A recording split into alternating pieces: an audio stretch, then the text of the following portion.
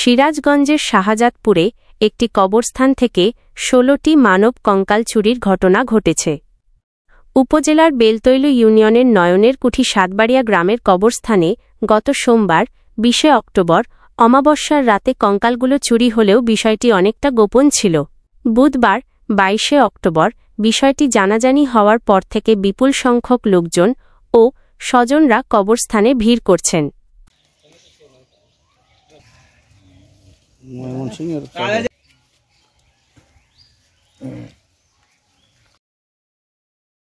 কবরস্থান পরিচালনা কমিটির কোষাধ্যক্ষ খোকন সরকার বলেন, গত সোমবার অমাবস্যার রাতের কোনো এক সময় কবরস্থান থেকে কঙ্কালগুলো চুরি হয়েছে। এই বিষয়টা আমি কালকে সন্ধ্যার সময় শুনলাম যে ২০-২১টা কবর নাকি খোদা হয়েছে। এখন আসলে খোদার পরে কি হয়েছে এটা আমি সঠিক জানতে পারি নাই, কিন্তু শোনা গেল যে প্রতিটা কবরেরই মাথার সামনে থেকে কিছু বাঁশ সরানো হয়েছে, ওইখানে খোদা হয়েছে। মঙ্গলবার ভোরে বিষয়টি মুসল্লি ও স্বজনদের মাধ্যমে জানাজানি হয়। ওইসব কবর খেয়াল করলে দেখা যায় মাথা থেকে কোমর পর্যন্ত কঙ্কাল চুরি হয়েছে।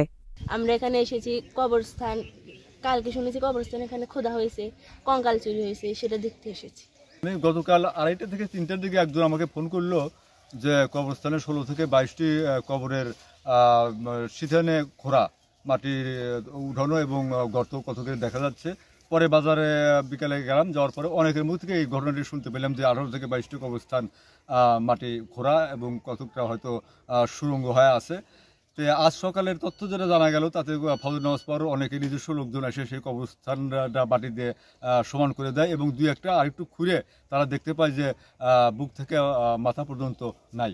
খুঁড়ে রাখা কবরগুলো নতুন করে মাটি চাপা দেওয়া হয়। এ ঘটনায় থানায় অভিযোগ দেওয়ার প্রস্তুতি চলছে।